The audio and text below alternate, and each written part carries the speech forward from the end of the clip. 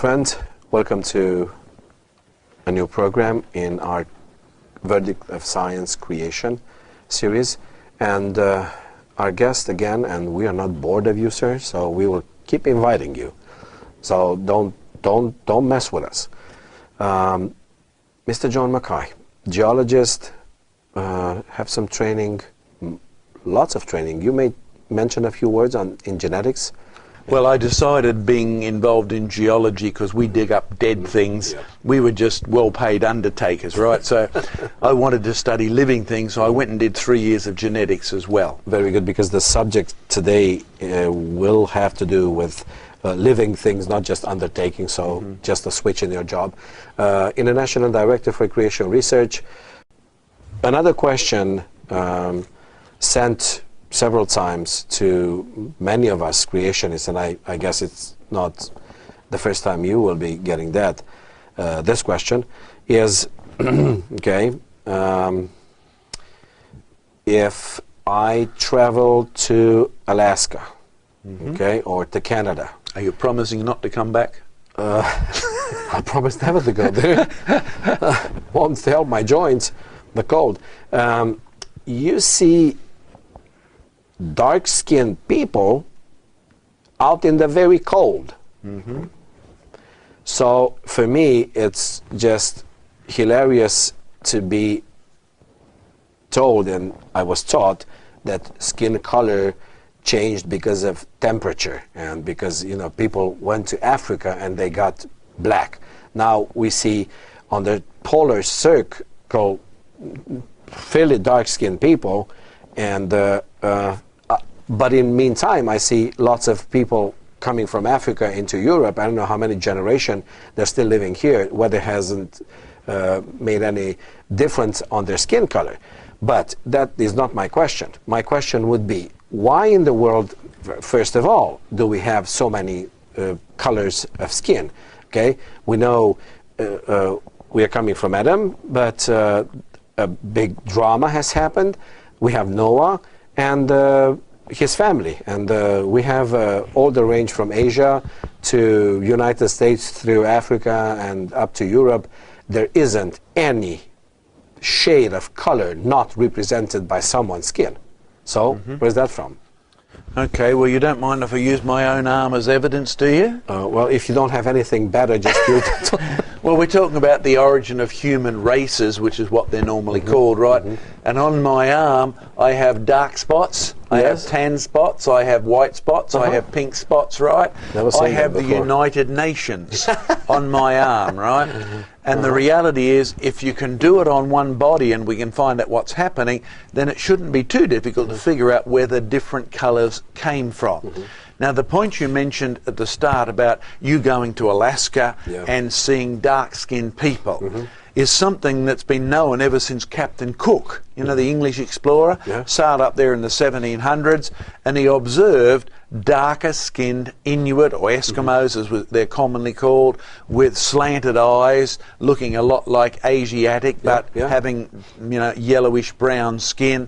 And you see that colour continue all the way down the west coast of America. As you go through the Americas, you see the skin becoming reddish-brown. And then, of course, it's true, you go to Africa, most of the native tribes in the middle to the south are dark-skinned. And as you travel through Europe, they're light-skinned. As you go up towards China, you see them become yellower and yellower, right, until you get the Asiatic eyelids and the tight black hair, etc. And so it is a very common question, if God made only one person, where do all the different skin colours come from? Now, what I'm going to get you to do, there's one university lecture recorded in that Bible I can see you've got closed there. Now, this is not a lecture given to believers.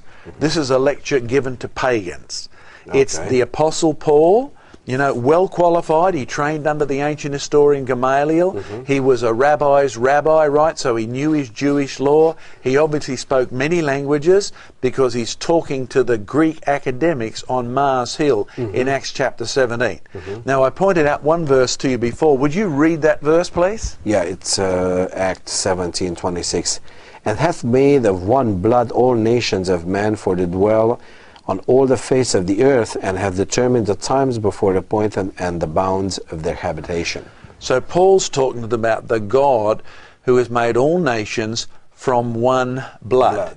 Now, of course, most people who read English miss the pun. Right? There's a word play there that most people miss, because when you go back to Genesis, the one man being referred to is Adam. Adam. But Adam's name, you know, we spell it A-D-A-M, but the D-M sound is actually, look up your Hebrew concordance, it's the Hebrew words for blood. So you have one man, he didn't have two bloods. You have one man, he is one blood. Right? And when you look, there's a clue. So your Bible says, look, even you Greeks, you're made from the same person we are. And if you want to know Paul's motivation, if anybody knew his audience, he would have been a great salesman. If he hadn't have been converted, he would have sold them anything, right? And being a Jew, he would have made a double profit. So the reality is, the Apostle Paul knew who he was talking to. Academics who were proud of their own theories of history. Now, we're back in the days when ancient Greece had dominated the world, and then a little bit further on by Paul's day, they still dominated academia. And they still do, right? So Greek ideas were prevalent then. Now, what's interesting is in Paul's day, the Greeks believed they'd evolved.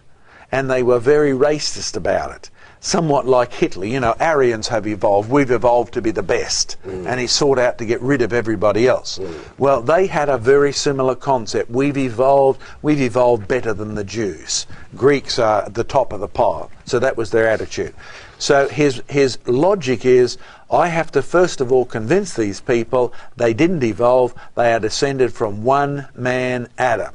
And that was sort of like taking a fist and punching them below the belt. Right? Because that would have shot their favourite theories right down. Okay, now let's take all the data we've got. What colour are you, your skin colour? Is it black? No. Is it brown? No. You haven't even got decent freckles like I have I? Praise Right? the Lord. So the reality is you would be at the white end of the spectrum. Yeah. Now, if I was to take a native from the Solomon Islands, you know, just sort of northeast of Australia, they are the blackest people I have ever met. If they don't smile at night, you can't even see them, right? They are that black. So the reality is, if I take you and I line you up beside the blackest person, there's actually 34 shades of colour between you and him. Wow. There's not just black and white and brown people. Yeah. There's white and off-white, and then there's not so white, and then there's creamy brown, then there's light brown, then there's President Obama brown, and then there's all the way through to jet black at the other end. And then you can go across here, and there's some yellowish trends. Then there's some red trends. And there's how many? 36 total skin colours, right? And they are shades from one to the other. And here's what we've discovered. The old story about, you know, people moving north and turning white, or people going to Africa and turning black, well, it's always been nonsense, particularly if you start at the African end. Now, of course, the theory of evolution is the reason for people thinking that, and Charles Darwin's celebration of Charles Darwin's Origin of Species has brought this to light again, because Darwin does not teach we were made in the image of God. He does not teach we come from one man who had one blood. We crawled out of the trees in Africa and we were some sort of ape-like creature. Question, Mr. Romulus Campan, trained theologian, what colour are the creatures that crawl out of the trees in Africa? You know, the hairy ones with big arms? What colour are the gorillas and the apes? Are they white? Oh, they're hairy. Yeah, I know, but what colour are they? Never shaved that. They never had a shave, but what colour are they? Answer the question. They're not white. No, they're not. No. And well, their they're not faces seem usually to be brown. What colour are they? I don't know. You've never seen a monkey from Africa or a gorilla? I did, but they're just furry. They're furry, Yeah. that's true, but they're black. Right? The interesting thing is they're black and hairy. Now, you have I've seen the faces, they're pretty dark You've black. seen the faces, they're black. Good, we bring back a childhood memory there. Now, you went to the zoo and you thought you were looking at the brother. I know. But the reality is they're black and they're hairy. Now, of all the human races on the planet, which race has the least skin hair? The black ones or the white ones? The black ones. Yeah. So the old concept of black people coming from ape-like creatures has always been nonsense. Oh, yeah. It's people like you who are the hairiest, right? The black-skinned people have the least hair. The white-skinned people have the most hair. Now, having said that, you start in Africa, you have dark skin. It certainly works well there. And it was probably true to say, up until, you know, Captain Cook went around the world, black-skinned people lived in hot places, white-skinned people lived in cool places, and brown-skinned people in between. But then we explored the rest of the world and we discovered it was anything but the truth. Eskimos are medium brown. The people who live from Alaska all the way down to the tip of South America are rosy brown. The people that lived in the coldest part of Australia, Tasmania, they were the darkest skinned natives. So it's been known for ages that the story that your colour of skin matches the climate is just ridiculous nonsense, and the only reason it's accepted is because people want Darwin to be true. You know, like those ancient Greek philosophers Paul was talking to, they wanted evolution to be true. Darwin's not new. They had their own version of Darwin back in those days. And they knew that if evolution was true, they were not accountable to a personal God. So that's what this is tied to. Okay, to go one step further, we mentioned Adam's name had the word for blood in it. What colour's blood? Red. Red. Okay, red is not black, red is not white. So Adam was most likely rosy brown. And the reason I say that is if you take your Bible seriously, Adam gave rise to Noah ultimately. Noah's 3 sons gave rise to everybody on the planet. And you just have to look at the planet today and say, what's the most common colour? And the answer is not black and it's not white. Because black people are less than 25% of the planet. White people are less than 25% of the planet, and rosy brown are the rest, right? And you will find that the majority of people today are still some shade of brown. So your first man has to be in that category. And you can now start at the other end, because in these last 2 years, we've had several sets of twins come from mixed family marriages. Mum and dad were middle brown. The twins that were born, one was jet black, the other was white. Now, it didn't take a million years. The baby that was born black was not born black because it was hot in the labour ward, right?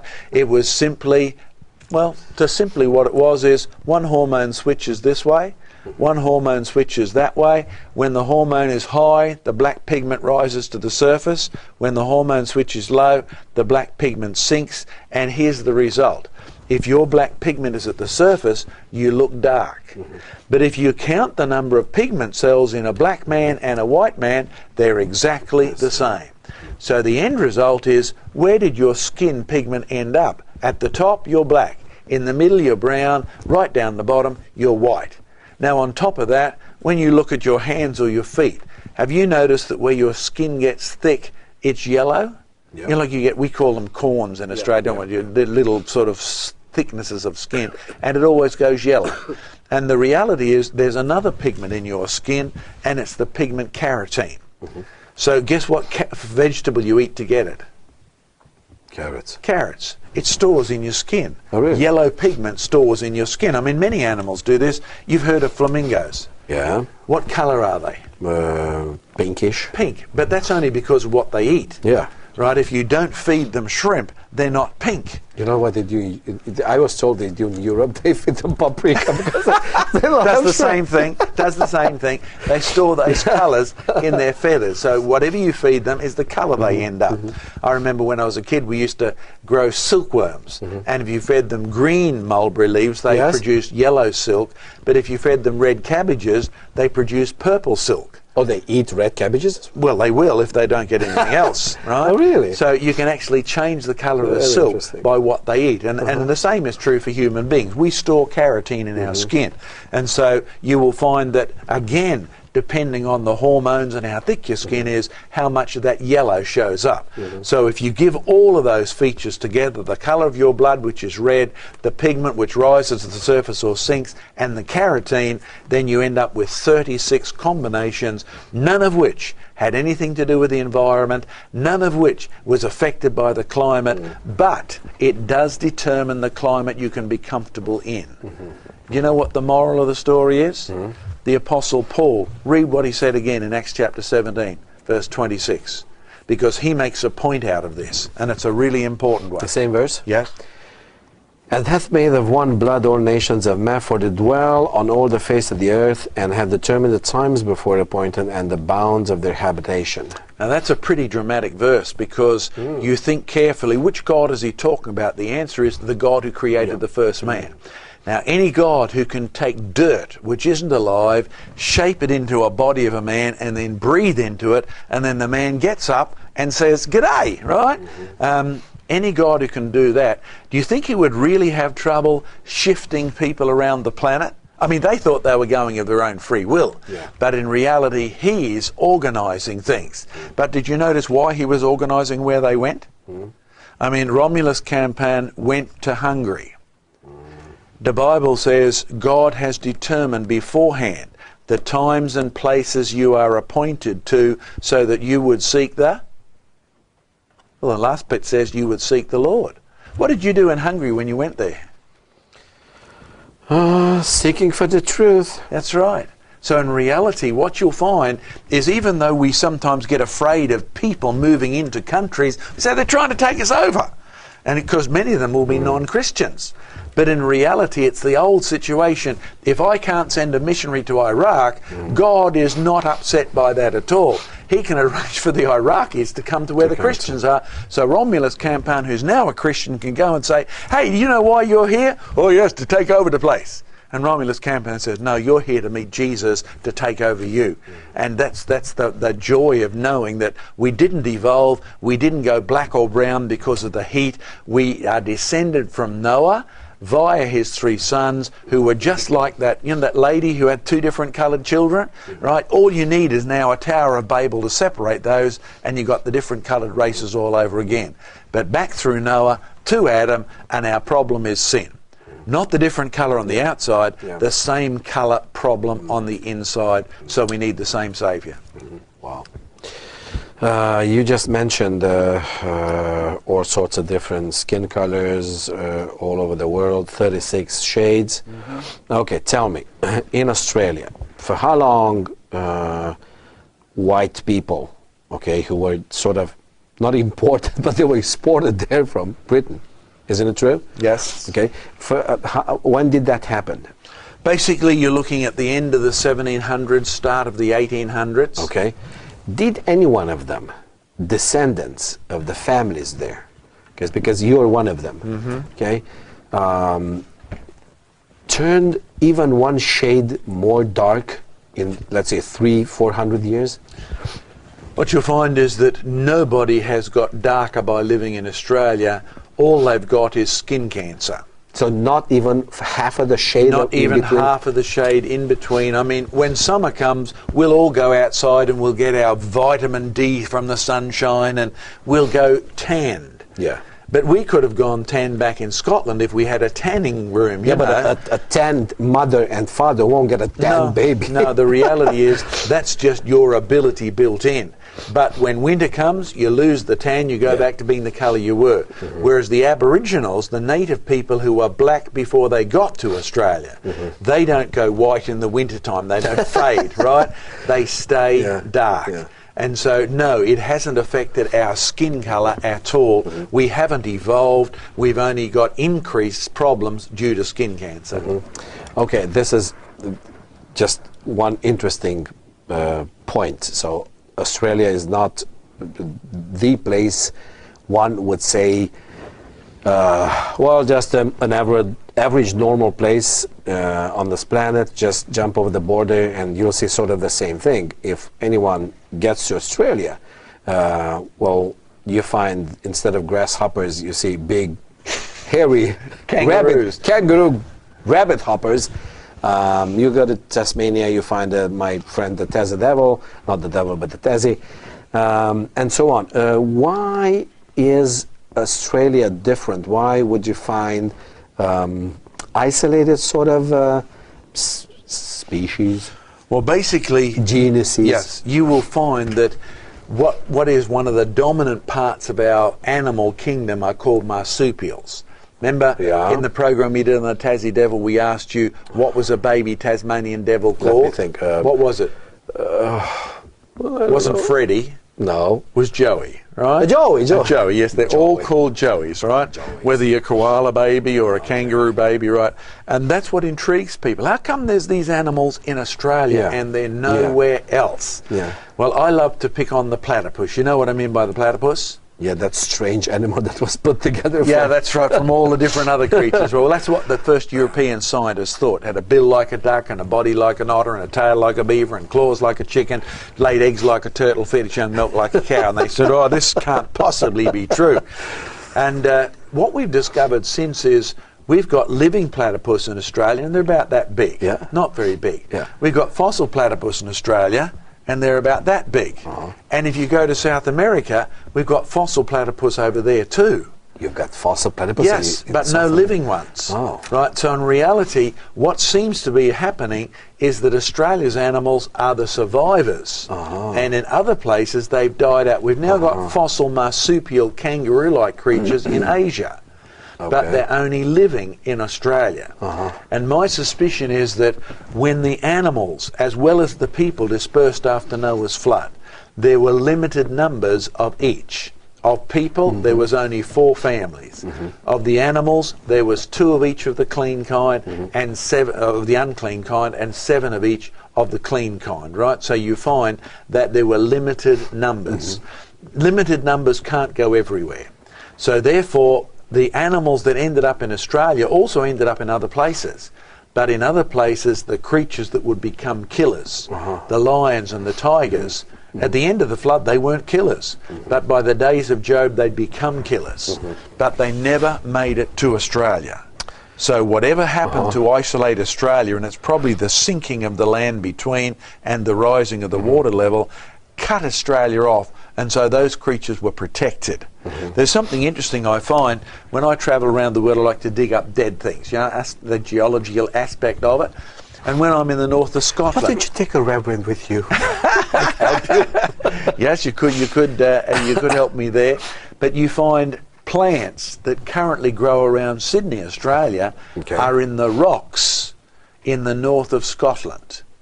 So in Australia, they're still living, but obviously they're dead in Scotland. When I go through Canada, you find fossil possums alongside the dinosaurs. But they're not living there Anymore. So what you find is there's evidence that these marsupials were widespread, but they have been more and more restricted. And like the Tasmanian devil is now only found on one island, and if we're not careful, he'll disappear off that, and our children will say, Daddy, there never was an animal that went round, and they will think you're making it up. Whereas in reality, it used to live all through the mainland, and we may find the evidence it used to live elsewhere. So Australia's animals are not as unique as most people think. But what you find is many of them are in other places, but they're dead in the rocks. One thing I was asked by some people, and I guess you were too as well, and you mentioned it yourself, marsupials. It seems that to me that well, besides not having the many predators to hunt them down, okay, and having marsupials in fossil deposits all over the world, what is that sort of life cycle, the marsupial sort of life cycle, be sort of a benefit to the life in Australia, like in the wild for animals? Well, you will find that each different kind of creature basically has a different type of reproductive system, right? So that if you were to just say, okay, I'm going to divide the world up into reproductive types, you'd end up with mammals, you know, babies that are born alive but are suckled on milk outside their mother's womb. But then you end up with marsupials in which the baby is born alive, but instead of being this big, it's this big. And the little baby kangaroo comes out of its mother, and even though it's absolutely blind, it's instinctively built into it. It climbs up the pouch, crawls in, and attaches to mother's nipple. Now, given its size, it could spend months wandering around the front of a kangaroo just looking for it, right? And so it never could have evolved. That's got to be a system. Poor little fellow. That works. A couple of 1,000 million years of walking around. It's got to work right from the start. Yeah. And so then the marsupial babies are brought up in that pouch. Okay. And of course that's what makes kangaroos cute, because you see mother kangaroo, you know, hopping around, nibbling on the grass, and then all of a sudden out of the front pops this little baby, right? And of course then you have the cute marsupials like the wombat. Okay. Now the wombat digs burrows under the ground, and as a result its pouch actually faces the other way. Which, if you think about it, if you're going to keep throwing dirt through your leg to dig a burrow, your poor little baby's going to be a pile of mud. So these are all well thought out systems. And so you'll find then it's got a backwards facing pouch, and the little baby sits in that quite safe. Mother's never going to fill it up with dirt or anything. So that is a rather unique system, but it works just as well. If I ship koalas to California where the gum trees grow, it will work just as well there as it works anywhere else. Just like I can ship people to Australia and their reproductive system works. The cow's reproductive system works. So you're looking at something which is designed to work from the beginning. But if I took a pig and I threw it underwater and kept it under there, I don't care how efficient its reproductive system is, it's not going to work under that situation. So God thought these things well out in the beginning, so there are brilliant evidence of how cleverly he has designed the world. And that's the point we made with the point of skin colour. God, who has made the world, has made all nations from one flesh. God, who has made the world, has created creatures as separate kinds to function to his honour and glory. God has sent people around the world, not so that they can just conquer the planet, right? It never belongs to us anyway, but they might know the Lord and happily dwell in him. I remember, and this is just to wrap up and finish, I work as a high school teacher, and I see so many of my colleagues, and I'm aware many of those watching these programs are working in education, because these are meant to be educational programs on top of many other things we're grateful for it. And you struggle with being a part of a system which doesn't seem to be designed to educate children to do and to think in a proper way. And let me give you an illustration. This is a silly joke. One drama society in Hungary, they're very hilarious. They do small sketches, drama sketches, and one of them was about a teacher who for ages tried to teach crows to fly underwater. And he had long stories to tell about those unbelievable, painful moments when he had to witness everyone and each of them dying amongst tragedies and pain, and how he had to take another crow, pushed him underwater, tried to teach him how to fly. That one died. Put him out of the water, took another crow, and he did that for ages, and he could tell long stories of the same thing. Teaching crows, trying to teach crows to fly underwater, which if they were designed to fly in the air, they will never fly underwater. My challenge for you, my colleagues, teachers, all over the world, would you just consider the system that is trying to force you to teach children act, behave, and think outside of the environment of his word and his rules and his commandments God have ordered people to live within, that they might be safe and live and act the way they should act as creatures being created in his own image. We as teachers, we have a great responsibility to teach children to act in the atmosphere which God designed for children to be raised in the fear of God, which they would never forget, even being adults. We should stop forcing children to think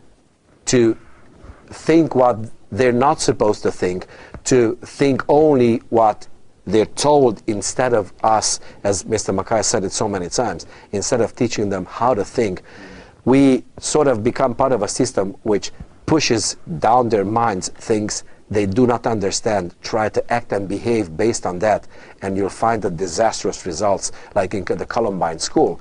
Well, in a school system that doesn't have any rules and boundaries and morals and ethics, this is what you would expect to do. So let us take those who were given to us by God as responsible teachers and learn them to walk and to have the wings of their soul to fly under the sky of God and not push them in the muddy, deep waters of evolutionism. I guess that would be a good point to have any hopes. It would, and they can go to our website for lots of free help there. So that's creationresearch.net, and click on the free DVDs or click on all sorts of things to help mum and dad, to help the teachers. And the point is, since we're made in God's image, even though sinners deface that, we'll only really rejoice in being what we are if we're remade in that image. Whether we're a mother or a dad or a student, a teacher, whatever, it doesn't matter. So creationresearch.net for lots of free help on that issue. We're over time. Mr. Mackay, thank you so much. Don't run away. We still have some programs to get out to our friends. Thank you so much. May God bless you. See you in the next program.